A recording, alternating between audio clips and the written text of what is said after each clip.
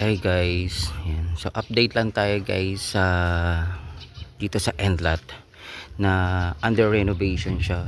Yan. So marami na yung nagawa. Yan. Ang ganda na, naka-tiles na, may pintura na, masilya na lang, ganyan-ganyan. Yan. So 54 square meters ang lot area natin kapag end lot. Yan. Bird type po yung makukuha nyo. Tapos kapag na turnover, kayo na po bahala magpa-renovate sa gusto niyo na design. So check natin ito kay homeowners. Dito yan sa phase 1, 54 square meters lot area. So nagpapa-renovate siya. Ayan guys. So check natin yung mabilisan lang kasi may gumagawa. Ito.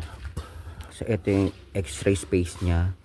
Tapos ito yung pinaka-unit. Sa at is pa lang naman, pinaglagyan ng bubong yan guys. Ayan, ganyan. Yan, so may 1.5 meters dito sa harap. Yan, in-extend. Yan, so ito brown. So brown yung tiles. Yan. So brown yung tiles. Tapos ito yung hagdanan kanya. At is pa rin naman yung hagdanan. Yan, check natin dito sa loob. Ito yung CR. Yan pa rin naman yung CR. Pininturahan lang. And then dito hanggang dito lang yung unit. So open space sa likod, open space dito, so in-extend. Ayan, ganda, di ba? Tapos nilagyan dito ng lababo. Tapos yung lababo dito inalis, ayan, dilipat dito sa kabila. So pwede naman guys ilipat.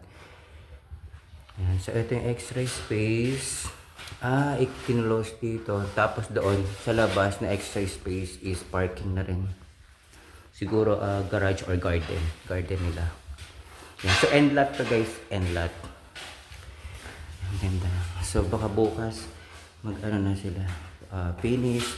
Kasi almost finish na, 100% na siya. Yan, so walis-walis na lang sa mga alikabok. Yan guys. Oh, ganda. Yung rooms dito sa taas. Ay, tiles din. Ayun, so malapit na rin dito sa taas.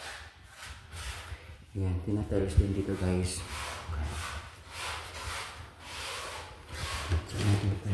Ayun, ganda. Tiles din pala dito sa taas. So 2 rooms siya. Ayan, dito yung isang room. Sa dalawa. Ayan. Galing. Ayan, sunod natin. Nasa 2 rooms siya guys. So update ako soon for natapos lang. Basta makukuha nyo guys is bird type.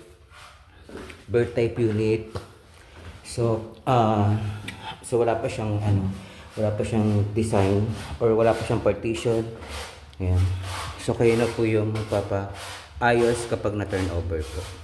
Ayan guys. Ayan siya. Isa lang siya yung tauhan dito. Ayan guys. Thank you guys. Just PM lang po for the details para ma-assist ko po for schedule and tripping and for the details guys. Thank you po. Bye-bye.